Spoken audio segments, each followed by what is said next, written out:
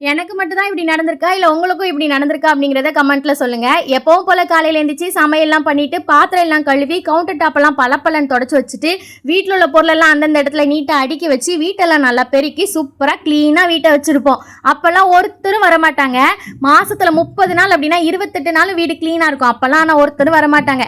இது மீதி 2 நாள் மட்டும் கொஞ்சம் சோம்பேறித்தனம் அதிகமாகி, சரி வீட்டுக்கு யார் வரப்போறா? கொஞ்சம் பொறுமையா வேலை செய்யலாம் அப்படி சொல்லிட்டு, போட்ட இடத்துல எல்லா பொருளும் அப்படி அப்படி கிடக்கும். சும்மா உட்காந்து செல்ல பார்த்துட்டு இருப்போம். அப்பதான் வீட்டுக்கு யாராவது வந்து நிற்பாங்க.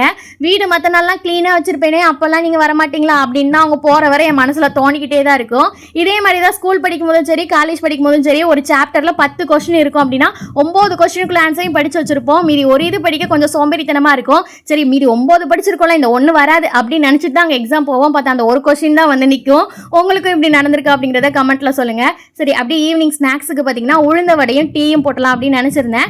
அப்போ தான் ஃப்ரெஷ்ஷாக மாவு உரைச்சி வச்சிருந்தேன்னா சரி உளுந்த மாவு கொஞ்சம் எடுத்து வச்சிடலான்னு எடுத்து வச்சு உளுந்த வடையும் போட்டு டீயும் குடிச்சு சூப்பராக சாப்பிட்டு அன்னைக்கு வேலையை முடிச்சாச்சு.